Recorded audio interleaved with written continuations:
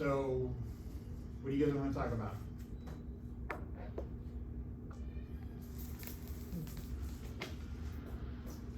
Anything? Or I'll just proceed. I'm good with proceeding. Proceeding. Okay, so here's the reaction, and this doesn't have to be talked about now, but it just struck me that this was not a bad time to do it, so we'll find out if I'm right or not. But we have a neutron traveling this way.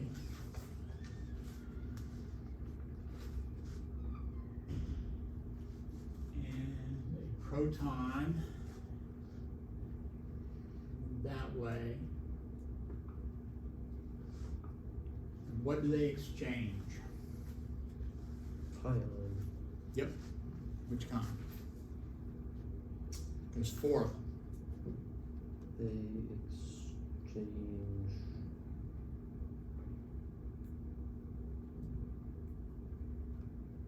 Either a positive or a negative. Do they?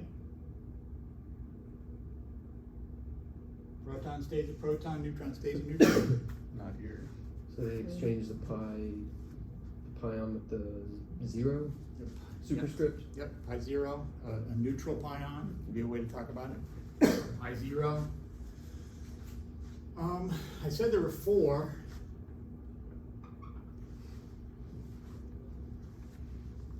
A positive and a negative. And there's a pi plus that we invoked. The pi 0 is kind of an afterthought, right? Why do we need the pi plus and the pi minus? Because the neutron can turn into a proton, and the proton can turn into a neutron. Right. And why do they not, why is, when I see this,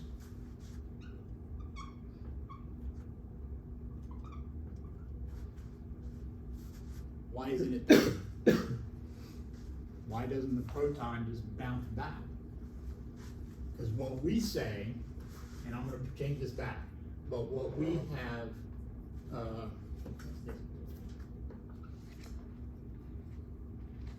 we have interpreted this reaction, this scattering event, as the exchange of a charged pion. Why? Why go there? What's wrong with that? They can't change their momentum. Enough to bounce that far back, right? The force isn't strong enough to make them bounce all the way back. So we either got to give up conservation of energy and momentum, and we just invented neutrinos, and by finding them we realized, holy moly, this energy momentum stuff is for real. So we're not going to throw it away for this. As crazy as it is, it makes more sense to invoke a charge exchanging pion. And then to understand the reaction that we had before.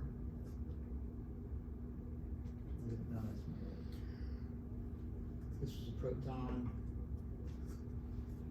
This stayed a neutron. That stays a proton. To understand this one, which seemed to make sense before, now we interpret it in terms of this neutral pion.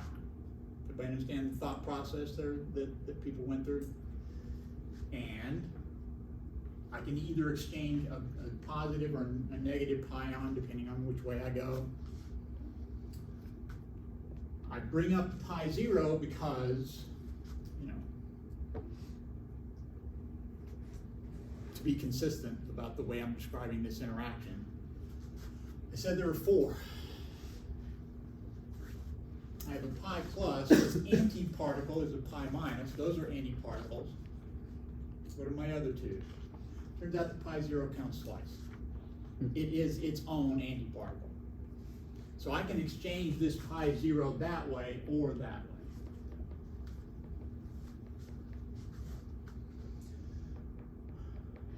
So I saw that and it occurred to me that given where we are here, given that we're talking about this trajectory where these things are propagating from here to here and from here to here, and then within a certain interaction region, they are exchanging a particle, that made me think of this picture. I take my neutron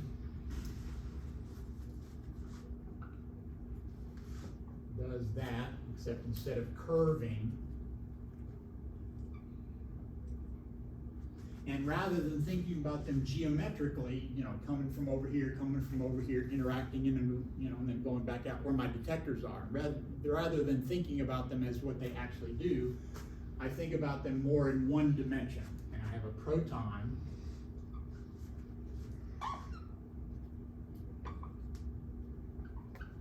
and then they interact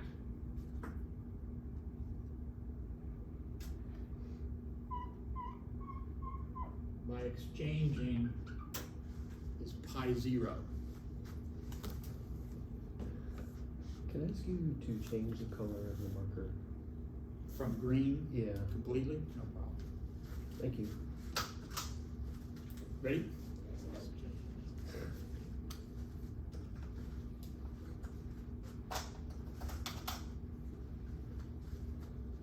Black okay? Black is great. You want me to redo all that, or is that okay? No, that's fine. Just not do it anymore, got it? Yeah. Okay, so, and here,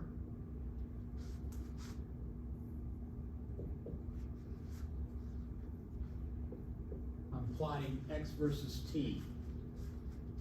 And in fact, I'm gonna erase that and redraw it anyway.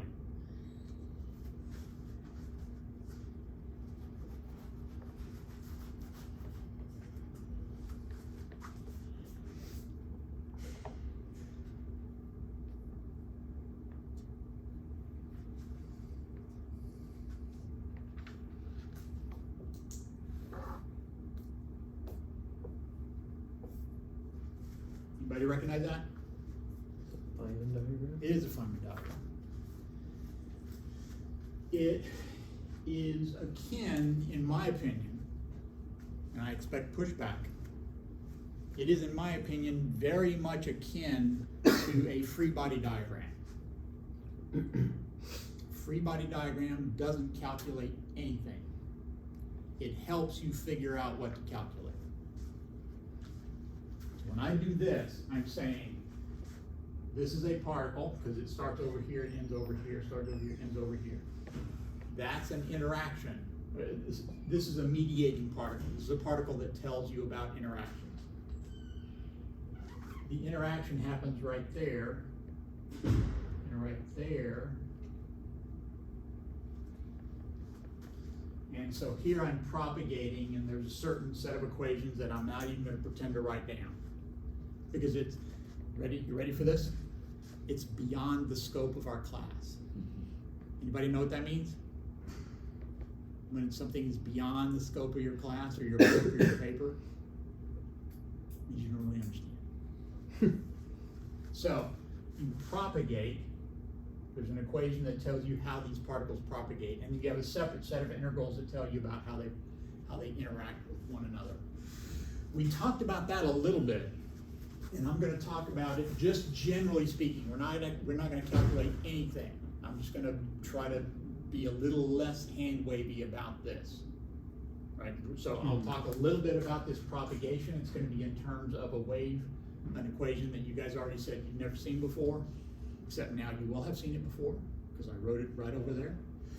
And in terms of something we talked a little bit about in terms of these wave functions being perpendicular. When you integrate them, you get 0 if they're perpendicular to each other. I'm gonna say all those words again after you ask your question or make your statement. Why are those both neutrons in that diagram? Well, because they could be. They shouldn't. So in a minute, I'm going to change it. In fact, we even know what this interacting particle is. It's that pion. Pi 0 pion.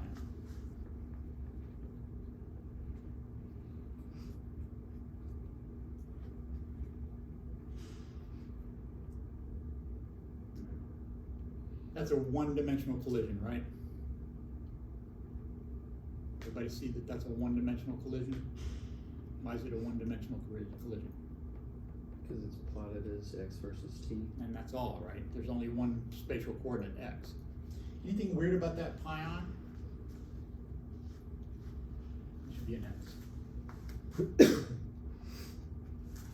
There's no delta t for the pion. Yeah. It's going from here to here, and it's not taking any time at all to do that. That doesn't seem right. Turns out it's okay. In the sense that if I don't let them travel at or above the speed of light, I get the wrong answer. In physics, that's the bottom line. If you get the right answer, good. Wrong answer, bad. What's right and wrong in this context?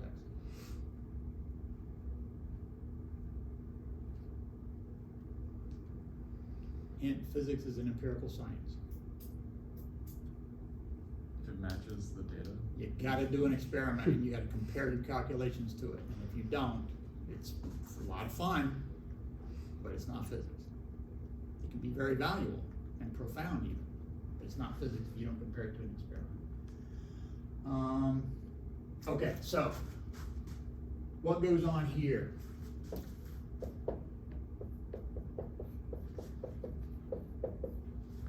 At its simplest case, that's a plane wave. That's a particle traveling at speed v. X minus vt, that's telling you how it's moving. So those are, that is, in a very, very simple-minded way, how you address these. That is the propagator, that's how those particles get into range of interacting with each other. You've got to do that. We talked about these, right? And we said that we also wrote those as size. Gotta remember that. That's really the same thing. So I'm gonna close the joke I started long ago. Anybody remember what those are called? Kets. They are called kets. It's related to this idea here. We're going to integrate a wave function times that same wave function. That's really the square of the wave function that's telling you probabilities. We waved our hands about that a little bit. Don't worry about too much about that. But to do that, I've got to take my regular function, which I already have, and I've got to take the conjugate of it, the one that I multiply by to get the probability density. Don't even worry about that star right now. Just know that I have to multiply a function by itself. That's what this looks like. So what is this called? Do you bet? The bra. It is called the bra. How did you know that? To quantum. In quantum, you call it a bra. Mm-hmm. Why is that called a bra? That seems like a weird name. Even ket seems weird. Put them together. What's that? You put them together, you get bracket. Bracket, Yeah. exactly. Huh? Is that worth it?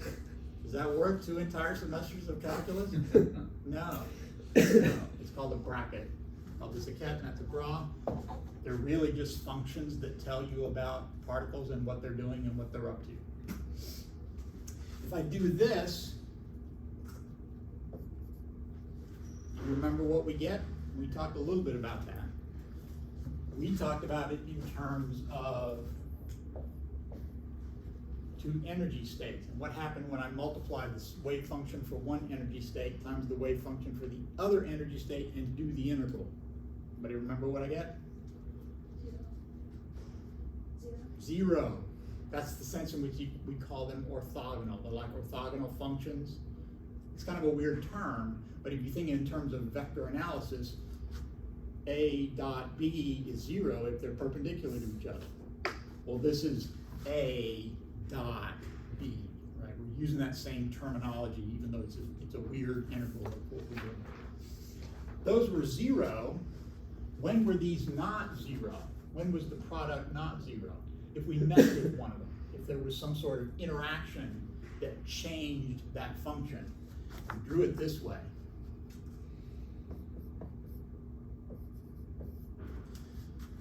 So what do I have? I have a vector. I have a function, and then I do something to it. What's an example of stuff I do to functions? In this class, we've done those. An operator. Any kind of operator, right? Examples of operators. This is an operator that does stuff. That's just another way of saying operator. Things that do things. What things have we done to functions in this class? Done momentum operator. Yeah, we've done derivatives, right? It's a momentum operator, Mhm. but we've done a derivative, right? And if you take the derivative of a function, do you have the same function? Mm-mm. Rarely, right? On occasion you will, and those are kind of special cases. If I operate on a thing and get the same thing back, that turns out to be a big deal in quantum mechanics. Generally you don't though. So if up and down are perpendicular, but I do something to up, is it still perpendicular? It might not be, right? Still might be, and that would be interesting and important, but it might not be. And if it's not, we get an answer there. Those are the kind of integrals that happen right at these little dots where those particles are emitted and absorbed. You do integrals of this type. So what is this telling me how to do? It's telling me what sorts of calculations I got to do. It's not doing the calculations. This is not subatomic physics. This is like it's like drawing a free body diagram and saying I'm doing mechanics. It's a step along the way, right? But this is telling you which of these terribly complicated integrals you've got to do. And well, if I have a pi 0 in there, there's a certain set of integrals that I do. What about if I have a pi plus? How do I change my picture? Tell me what to write.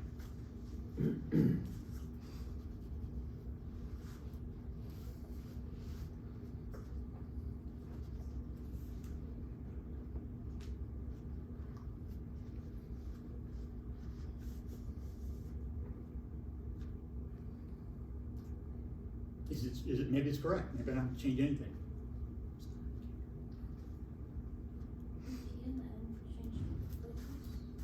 Well, you tell me what to do. This changes to an N, and this changes to a P. And how did you put that together? I asked you first. I'm not sure what you're asking. What did you come up with that? Of all the possibilities of things I could have done, why did you pick that one? Because the charge is changing after. You're conserving charge, right? You're conserving charge, which is a rule. That's one of the things. Whew, thank goodness. Some things are conserved, right? Charge is one. Baryon number, left, et cetera, et cetera. So that's a different interaction. I would do that calculation. It's a different particle being going there. These states are different. What happens at those vertices are different, and I would do a different set of integrals to do that, to understand that scattering event.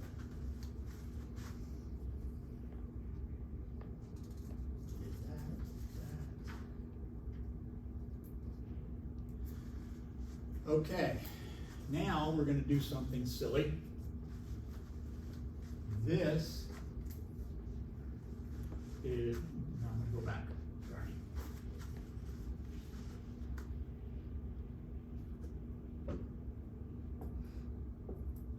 This is a proton plus a neutron goes to a proton plus a neutron. Everybody okay with that? Largely pointless reaction. Proton plus a neutron interact and give me a proton and a neutron. Now I'm going to add an anti-proton and an anti-neutron to both sides.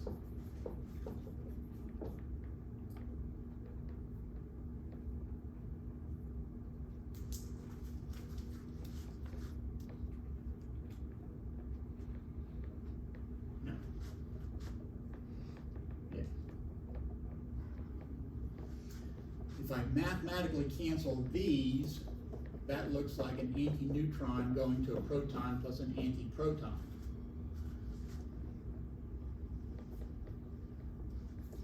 And that is like changing my axes.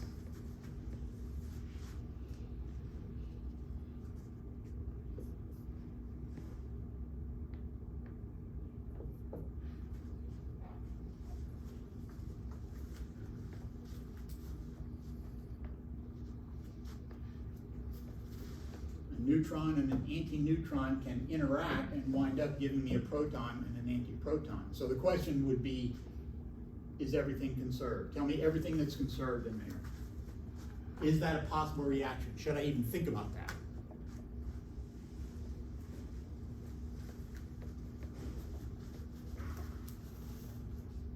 Notice I canceled these and not the other. Just because I'm a free agent.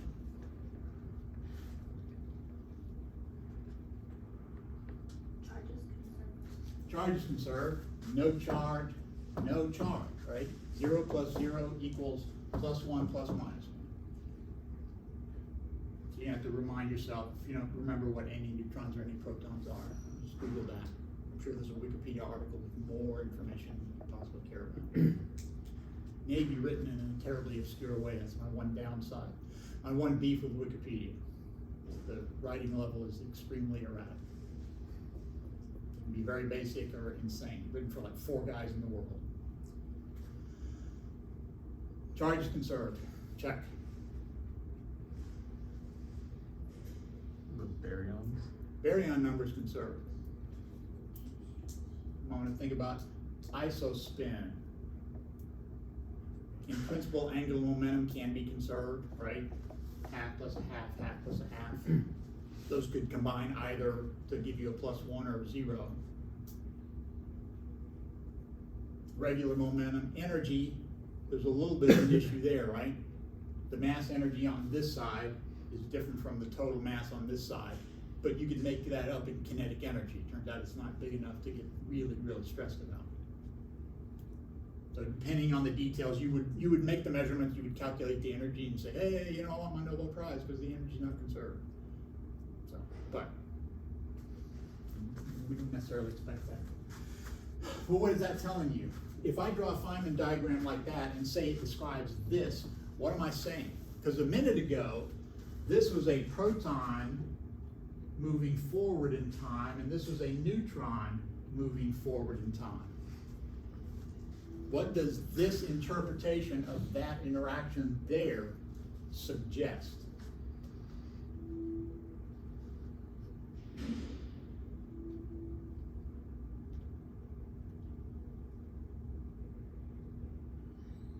Looks like a neutron moving backwards in time for a second. Well, this one is, right? Mm-hmm. Isn't this one going backward in time? What about that proton? It's also going backwards. Also going back in time.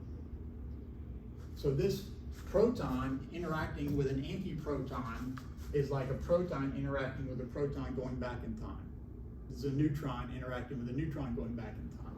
And you would say, dude, I'm walking away. I have had enough of this. Because what is this with the time going backwards? My question for you is the following. If I write this equation,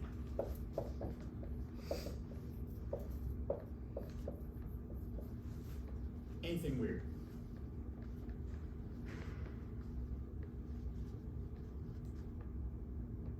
No, you're very used to this, right? 221, we started beating that into your head right at the beginning. You now think that's pretty normal. That somehow gravity can reach up here and affect that, right? Nice parabolic arc. And it doesn't bother you at all that the gravitational force of the metal in the middle of the planet, which is by far the dominant force, goes through all the other metal, goes through all the other rock, through empty space to here. And you're perfectly fine with that. That's already kind of crazy. I mean, that already is nuts.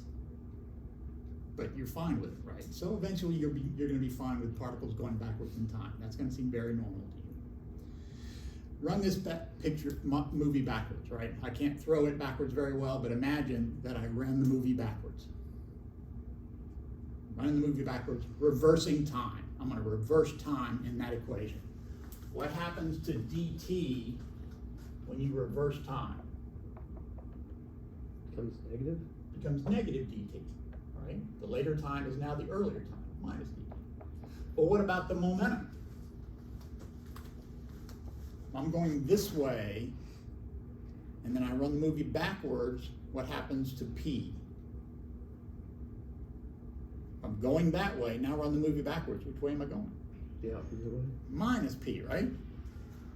So what happens? I've got a minus over a minus. What happens? Stays positive.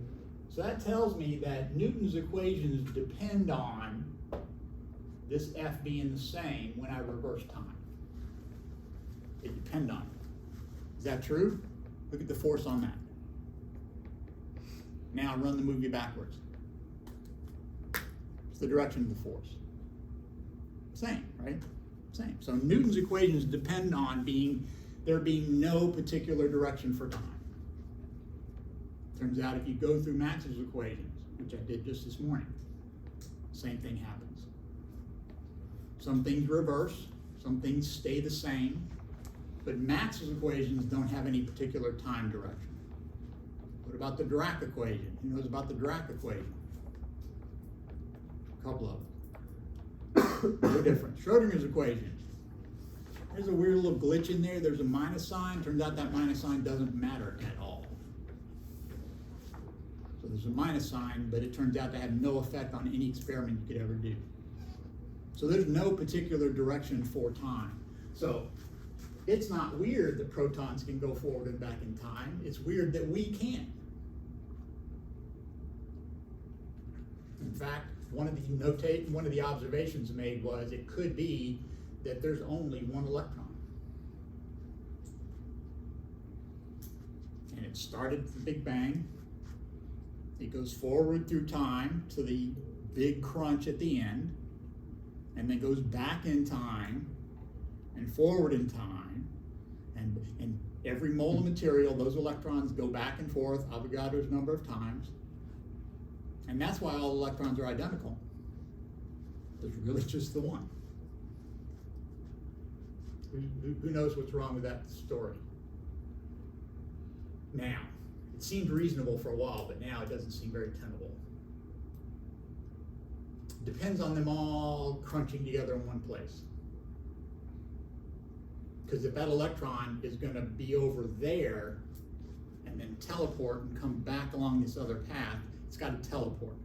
How do you feel about teleporting charges?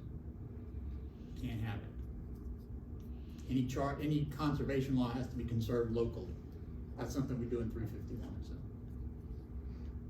So for this to work, we have to go to a big crunch at the end.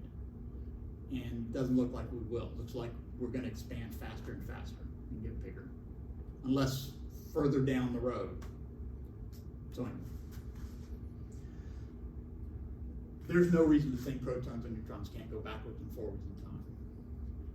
The weirdness is that we seem to be unable to.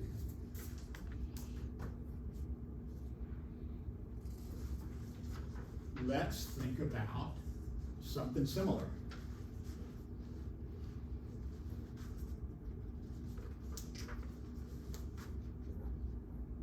I'm going to go back to my x versus t.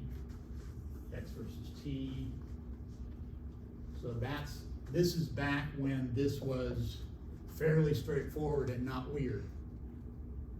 It's become insane, but there was a time when this wasn't that weird, right? Neutron, neutron, proton, proton interacting, force F equals ma. What if I did this? N, P, N.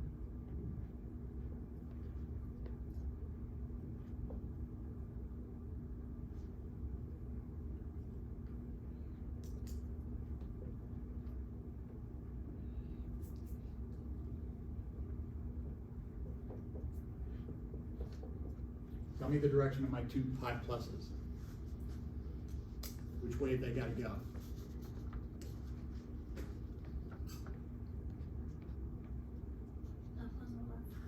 Up on the left, left side, up. Down on the right. Down on the right. Is there any other combination of pions that could do that? Do you have a negative pion? I could have Going the opposite direction? two negative pions going the other way. Could I do with a plus and a minus? I could. Turns out there's a lot of ways of doing that. And so when you do this calculation, you've got to do all of them, right? I got to do this calculation. That's one way to have an NP interaction. But this looks the same to an experimentalist. Experimentalist sees a neutron going in and a neutron coming out, proton going in, proton coming out. That's what the experimentalist sees. When a theoretician's got to do this calculation, they got to do that one. They also got to do this one. What's the one saving grace? These numbers tend to get smaller as you go. Can you imagine another set of pion exchanges? Well, in time for a certain date, you should. See if you can think of other possibilities for all of those. For a neutron proton, right? The very basic step, our very first one, the one that seemed very straightforward and not at all weird, that we now know is very weird. If these are small, I have 4 of them here. That's going to be even smaller. Add more pions, even smaller still. And so you might get lucky and they would get small enough that you could stop. That's one of the problems, and that works in quantum electrodynamics. It doesn't work so well in quantum chromodynamics, which is what we're doing, what we're talking about. We're not doing, we're just talking about. This business about interactions between quarks. Turns out those terms don't get smaller. That's what makes that so hard to do. Does this look familiar?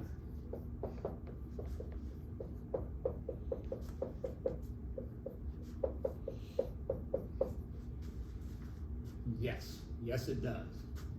And how far do you have to go, generally speaking? Forever, right? That's generally an infinite series. When is it useful to us, which is to say me, and people who are subject to my classes? When is that valuable? Approximating something near 0? Yeah, when these numbers, these x's and x squareds and x cubes get smaller and smaller and smaller, because you can eventually stop. You can think of this as an analogy to that. First order term, second order term, third order term.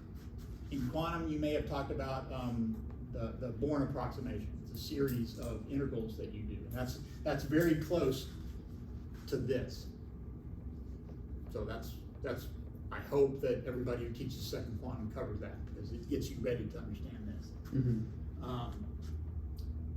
And if these don't get smaller and smaller and smaller, then you're kind of in trouble here, right?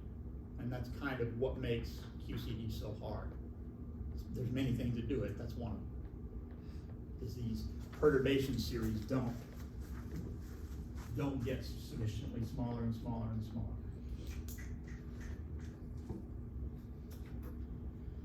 So, I want to talk about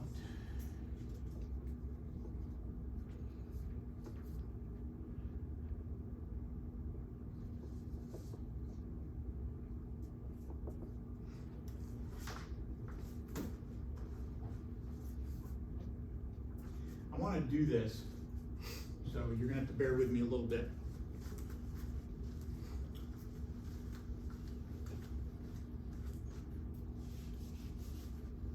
Talked about this so many times that I'm not really sure. We're going to go back and we're going to talk more about this interaction of a pion. We're going to talk about why that only happens over a few femtometers. Why, for example, does the electromagnetic force extend forever? This one only a couple of femtometers. And we're going to find out the weak decay is like tiny, tiny, tiny. It's like an incredibly tiny fraction of the inside of a proton is the range of the weak force. And we're going to figure out how we know what that range is. And I think it's worth it, but you're going to have to bear with me. We're going to have to talk about relativistic energy.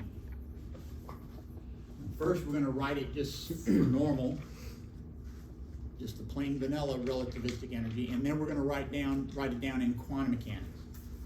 And so,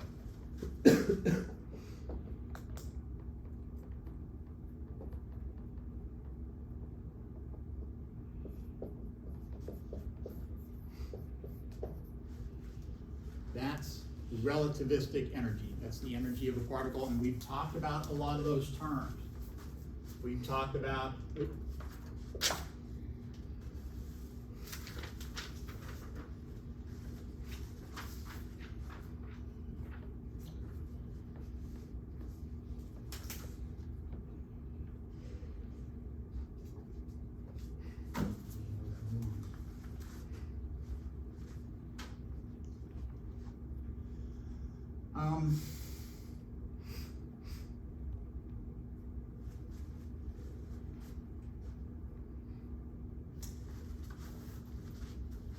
you look at that and you want to call this the rest energy, and that's right. That's the energy it has just by being, just by vibrating.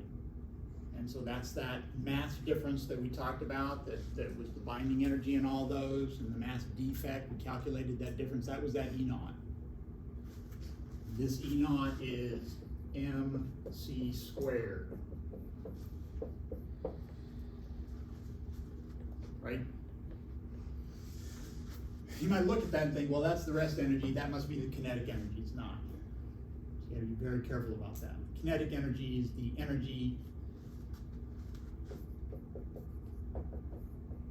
I'm not gonna get into this too deeply, while we're here, I'm gonna talk about this. The total energy minus the rest energy is the kinetic energy. And I think you can see that this is not E minus E naught. E squared minus E naught squared is not the same as E minus E naught. You can't even take the square root, right? The square root of E squared minus E naught squared is not E minus E naught.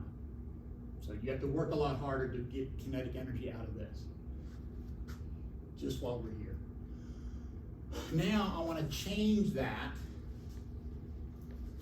and I want to make it quantum mechanical.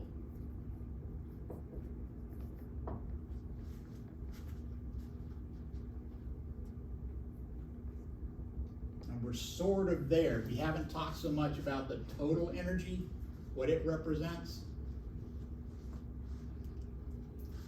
But we have talked about constants, and we have talked about momentum. How do you do momentum in quantum mechanics? Who remembers how to do momentum in quantum mechanics? Specifically, is momentum a number in quantum mechanics? What is it? It's an operator. It's an operator, right? In fact, we even know which one it is. Which one is it? Which operator of the many possibilities?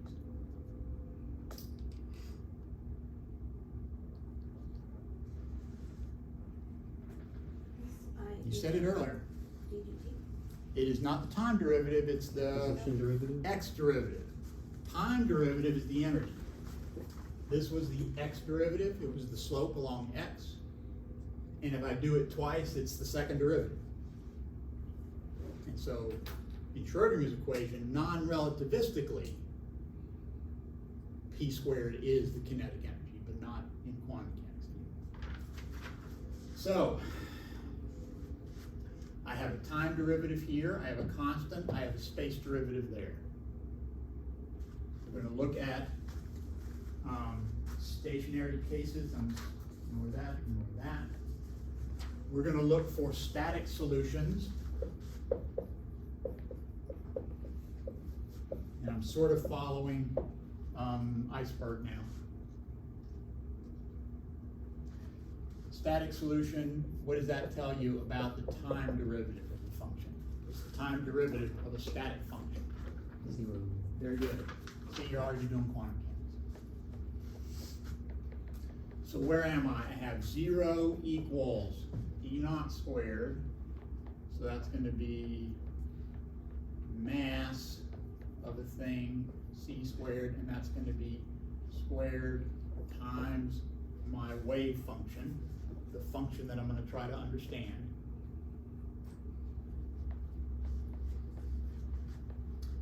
Plus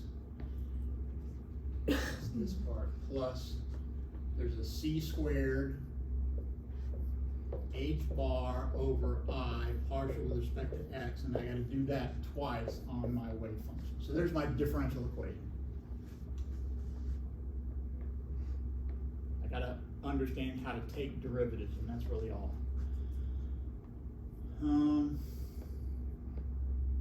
So I'm gonna follow along with Iceberg. He says, show that the answer I'm gonna tell you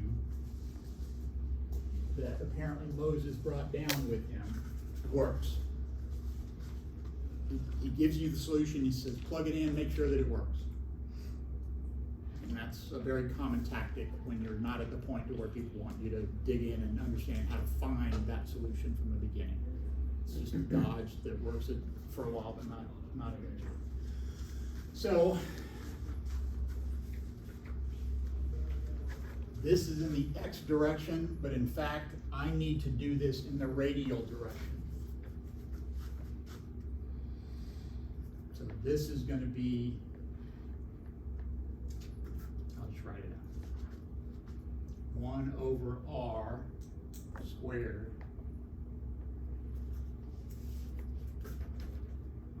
derivative with respect to r onto r squared derivative of my wave function with respect to r. And all I'm going to do is plug and chug into that, and this comes again. This is on Moses' third tablet. This just happens as far as we're concerned. This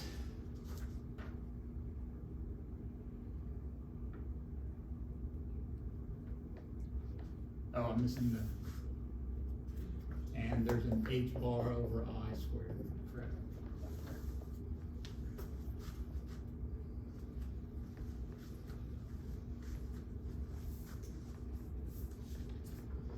So, show that this works.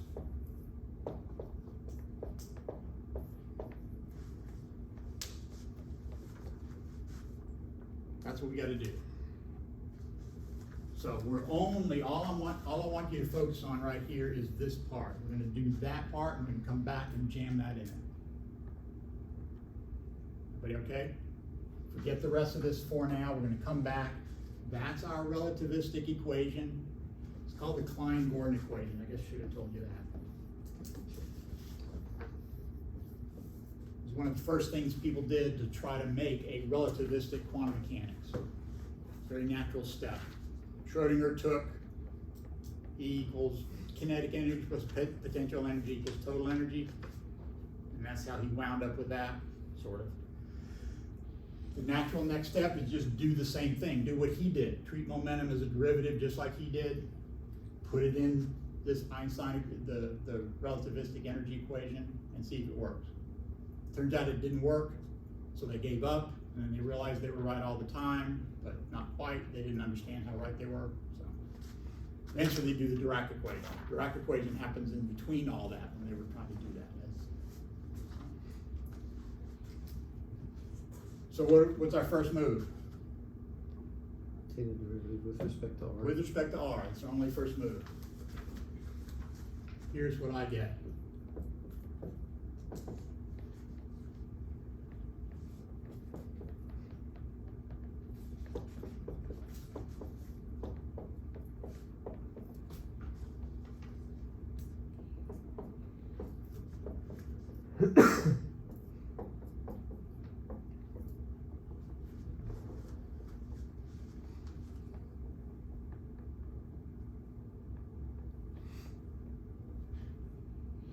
If it was my textbook, I might have changed this r prime to an A or B or D or something like that, just to remind you that it's not changing.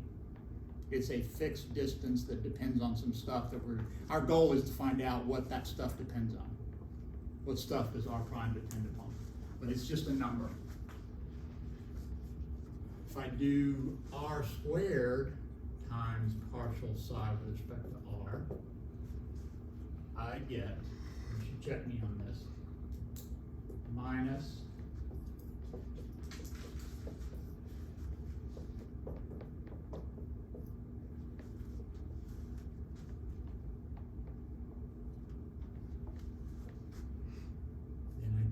partial with respect to R of all that here, this step.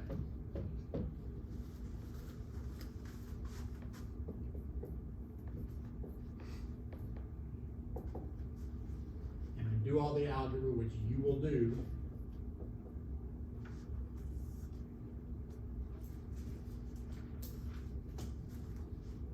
To see if I did this right.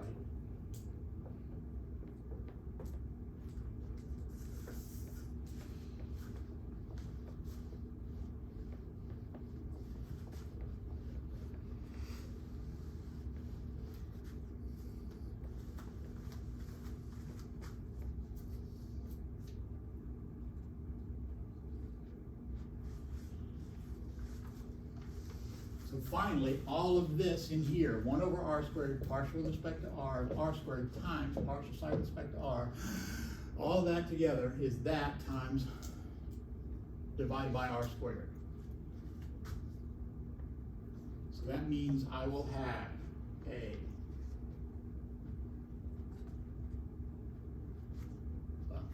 I'm going to put that, I'll put that right here. That goes here and is minus e to the minus r over r prime over r prime squared.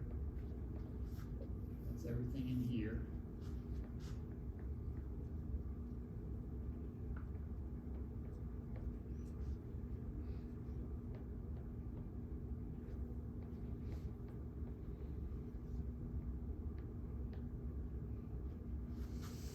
And then I actually move some stuff around. I divide by the h bar and I leave the c alone. So then I wind up with e to the minus r over r prime over r onto mc over h bar, that whole thing squared, minus 1 over r prime squared equals 0. You're going to go through all that and you're going to see if you get the same thing. So tell me this. Next time I'm going to need that. It's up.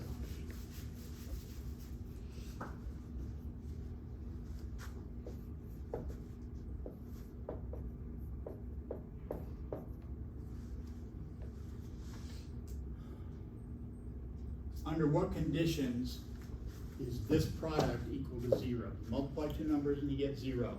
What do you know? One of the terms has to be 0. At least one of those has to be 0. So tell me this. Can I make r be, what do I do to r and make this be 0? This r here. Here's Let a it hint. go to What can I do to, infinity? yeah, if I make r big enough, I can get close to 0, but only there, right? I need this to work everywhere, especially when those two protons, or the proton and the neutron are close together and they're interacting. So, works, but doesn't help me. What about this? How do I get that to be 0? You don't. Well, same thing, right? If I make r big enough, it'll get close to 0, but it doesn't help me in generally speaking, right? So it's the only way that's going to be 0. If the term in the brackets is equal to 0, so Leave on.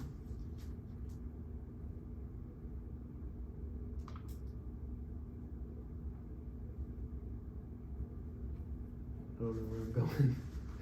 Oh, I thought you were practically there. You said the brackets are equal to 0, Mhm. and that's going to tell you what r prime has to be. R prime has to be h bar over mc, whatever m is. Well, in this case, m is that pion that's being exchanged by the two nucleons.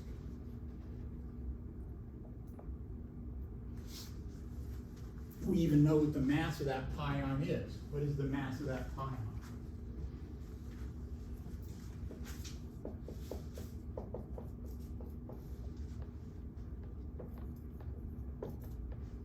MeV.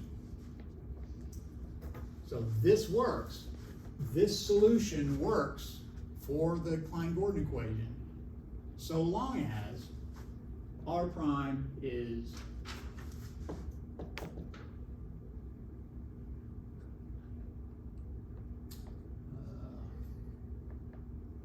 H bar, I have H bar as 0.66 times 10 to the minus 15 EV seconds.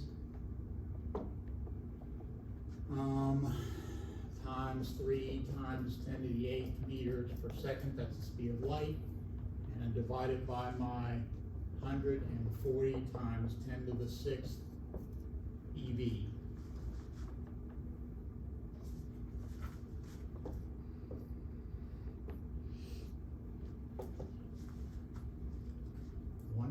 .4 times 10 to the minus 15 meters, or 1.4 femtometers. And what is 1.4 femtometers pretty close to that we've been talking about lately?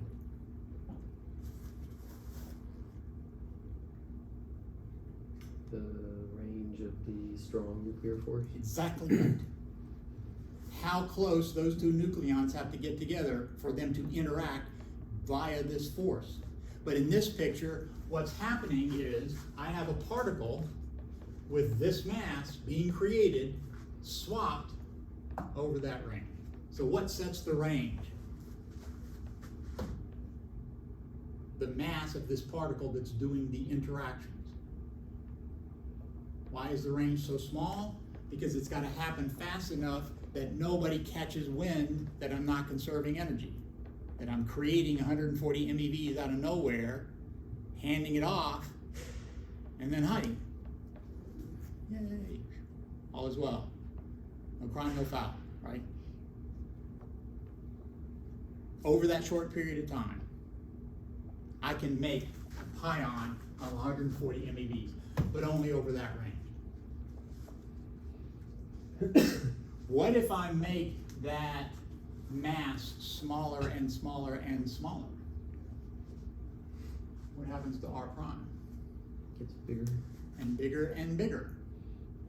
So if I have a really, really small particle doing the exchanging and causing the interaction, if I make it small, what happens to my range, the range of my interaction?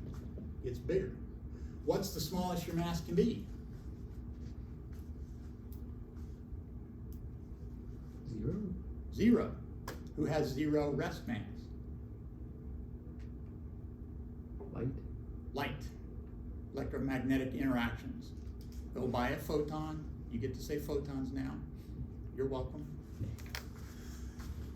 They have 0 rest mass. That means R prime is infinity. That means e to the minus that is always 1. That means that interaction goes like 1 over R. It's the inverse square. So if you were trying to explain how gravity works, where would you start? A 0 mass particle that tells you about gravitational interaction. What would be a good name for the particle that causes the gravitational interaction? Graviton. What a good choice. What a good choice. Yeah, that's what they call it. So far, it's just an idea. This is all pretty well established. The idea of the pion with this being a fundamental boson, that goes away. But the basic idea works just fine. We're going to talk about different kinds of bosons that do that. But we're going to look at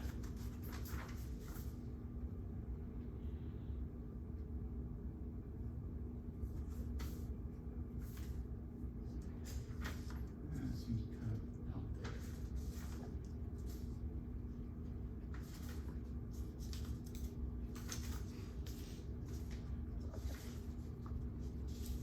Now I take a side trip into somewhere, and I talk about the mass of a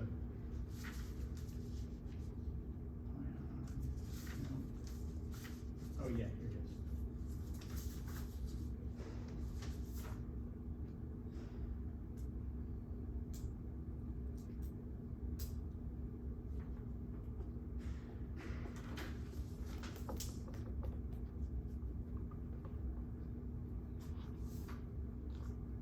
I'm just going to tell you the result because I'm going to take a side trip here. But while we're here, there is the weak force boson. If somebody wants to Google this, you can check me, because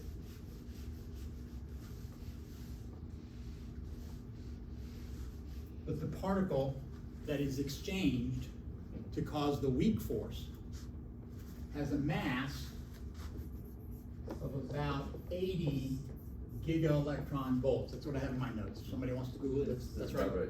Yeah. So that's the number for that. So if you calculate R prime for that, can it get bigger number or smaller number? Way small. Way small, right? It's about 1,000, not quite 1,000 times bigger, right? 500 times bigger.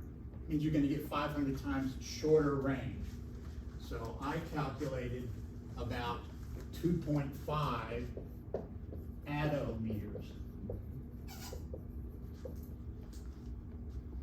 An atto, that's 10 to the minus 15, 18, 10 to the minus 18 meters. So way down inside the neutron and the proton, way down inside is the range for that interaction to happen. Because if you're going to make something this big, you've got to do it and get it over with fast so that nobody notices. Because somebody's going to notice 80 gigaelectron volts. If I want that range to be bigger, I cannot make very big particles to do it with.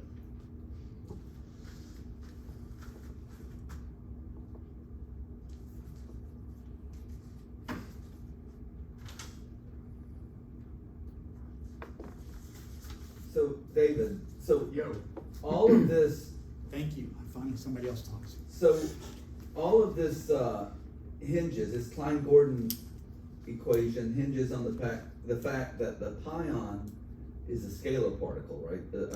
In principle, yes. In principle, yes. Okay, so I've been waving my hands even more vigorously than I let on. So it works for bosons. They have to be integer spin, and a pion is an integer spin particle. But a pion is not a vector boson. It's not like those particles, right? It's a meson. It's an actual particle. So. Right, and so back to the Feynman diagrams, one of the things that complicates those that you didn't say, or you didn't, And is either that, because I didn't want to cloud the issue, or I didn't really know. right, well, because at each of those vertexes, right, then you have to account for the fact that they're vector particles. Yes. And that's when the Feynman rules come into play. Right, And absolutely. things get very Absolutely. complicated. Absolutely. The thing that allowed you to do this was that the pion is a scalar particle. Right. And you mentioned the graviton, that even gets even more complicated because that's a spin 2 particle. Right. That's Because there's only positive mass as far as I know. because there's only particles. So you only get quadrupole waves. So that and those are all part of the same problem. Mm-hmm. Yep, that's exactly right. That's my understanding Yeah. of it as well. Okay, good. You have anything? No. I keep waiting for her to just drop her thesis on me. Oh, what did you write your thesis on? I don't know. I started to read it. And it's like, oh man, Oh, you kidding me? I'm in trouble. Really? Yeah. Oh, wow, cool. Yeah. I'll send it to you. She sent it to me, and I started reading it, and I got busy with her stuff. I keep waiting for her, like, oh, yeah, pretty nice, but no cigar. So far, she's been very polite. So just in general Feynman diagrams, or what? If you get to the point where you write down the integral, then I can take over. Good, wonderful. Yeah, I'd love to read it. Not that I could help much. I don't know much. I couldn't comment much, but.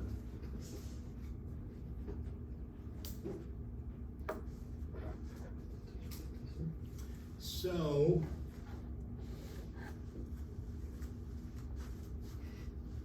again, following Iceberg, his next step would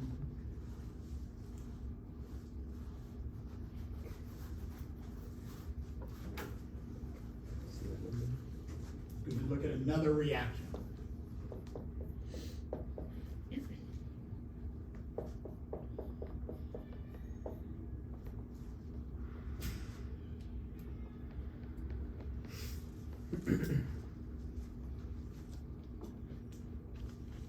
So let's talk about spin. Let's talk about spin. Tell me anything about the spin of those interactions.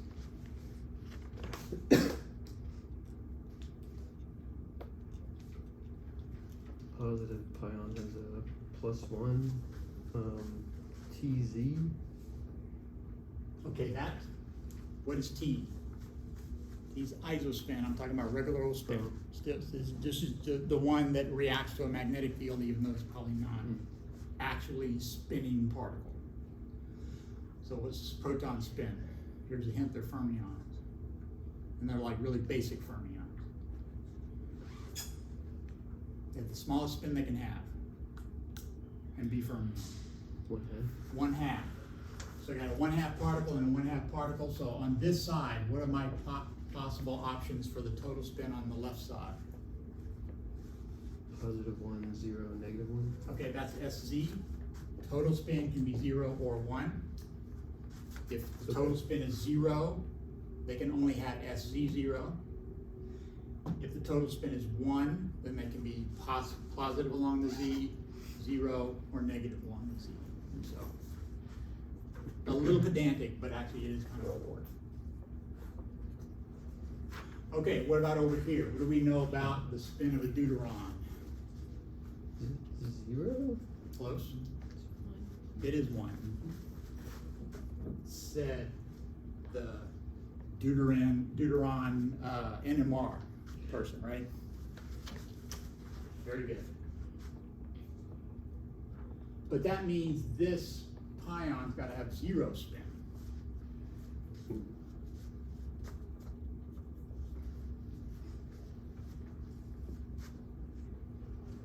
So that means I don't have 0 spin on the left, if I'm going to conserve spin angular momentum. That means on the left, I have a triplet state, which I know is even under particle exchange.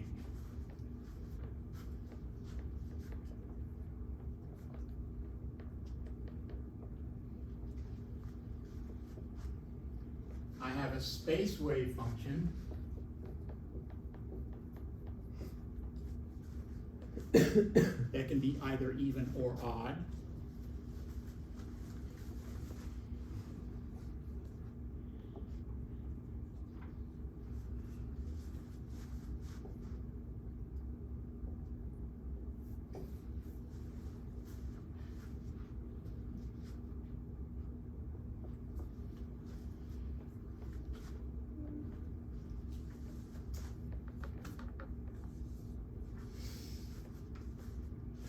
And I have an isospin wave function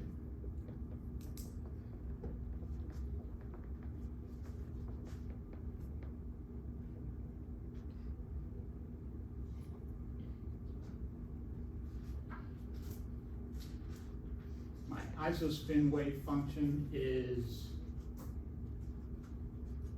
TZ is 1. So what are the possible values for T?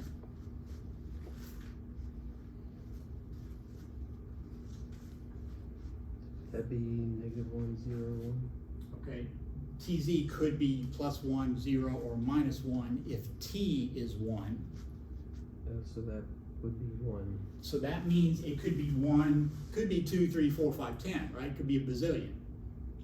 But we said that it is claimed empirically that if TZ is 1, the ground state is the smallest possible T you could have for that, which would be T equal 1. So that's T equals 1. That's also an even isospin.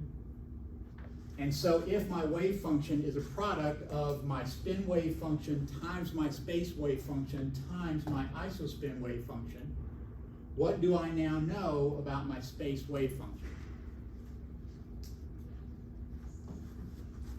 The wave function over here, the total wave function has a space part, a spin part, and an isospin part. And we figured out because I'm making a deuteron, this has to be spin 1, which means it's a triplet, which means the spin state is even. Our space can be even or odd. We haven't decided yet. We're gonna decide, but we haven't decided yet. Our isospin state, because 2 protons give you a Tz=1 state, and that goes back to our rules about how you add them. That tells me that T can't be less than 1, can't be 0. Has to be 1. That's even under exchange for the same reasons that this is. Because isospin acts just like spin. So that means I have this is even and this is even. If that's all there is, I now know what my space wave function has to be.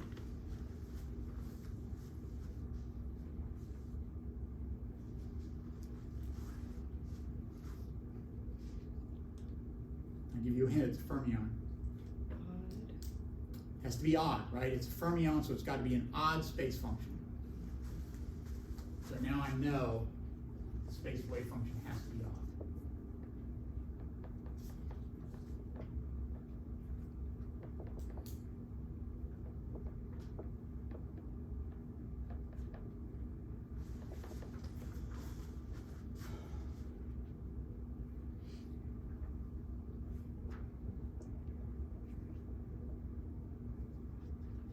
I can even figure out what my orbital angular momentum is. Get an odd function. Well, figure out a set of integers it could be. Phase wave function goes like -1 to the L.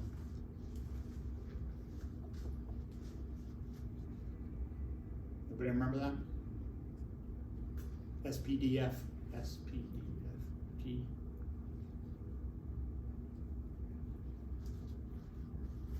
And I'll make this be -1. Odd. L's got to be an odd number, and the smallest possible L would be 1. So they have to be in an L=1 angular momentum state.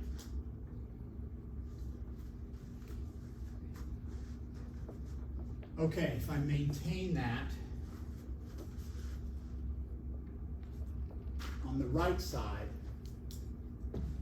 I have a wave function that has a space part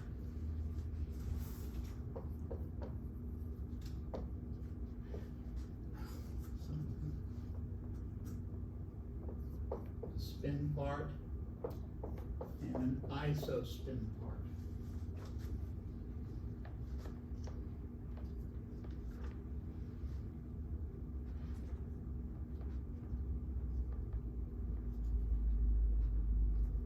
You said this is for the pion plus the deuteron? Yes, this is for the right side. Right, what are my options for that?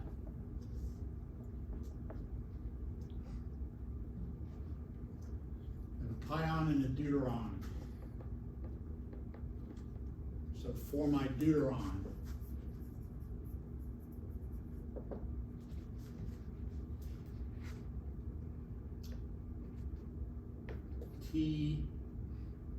Z=0, but T=1, because that's not the ground state. Sorry, that is the minimum state, but T=1, there's a triplet state. That's the Tz=0 version of the T=1 state.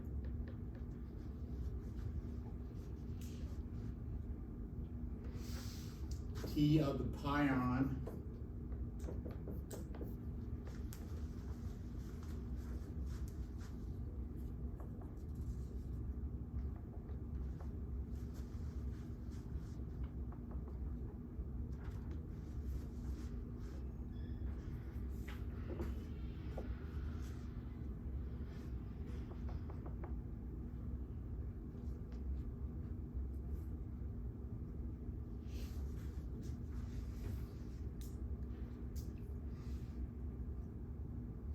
this has spin 0, so it's in a, that's 0 is in the singlet state.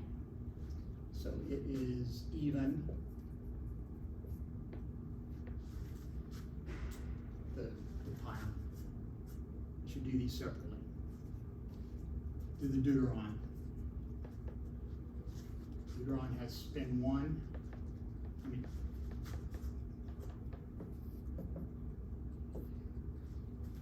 and so the possible values for SZ are 0 or plus or minus 1.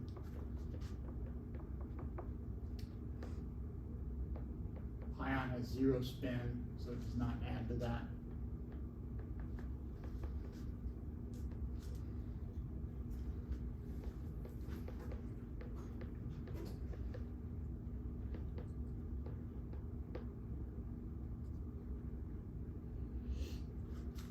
Pion, S equals 0. Oh. SZ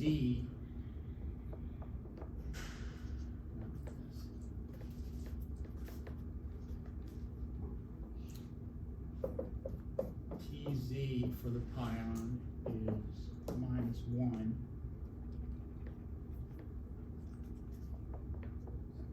That's not true. Oh, I looked at the wrong. That's a pi plus, so that's equal to plus 1. So that means for that, t equals also 1.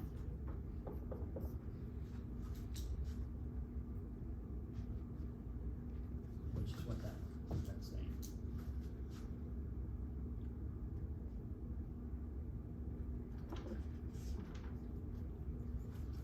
So I'm trying to get to the space wave function. I know it's not very good. This makes sense to me earlier, but it doesn't make sense to me now. So, well, that's all right, we're out of time. So I need to fix this. We're gonna look at the wave function on the right side. We're gonna look at the space, the spin, and the isospin parts of the wave function over there. I'm gonna do exactly the same thing that I'm doing here, but I'm gonna do a better job. And we will compare the right side to the left side. I'm also gonna do a neutron plus a neutron decay.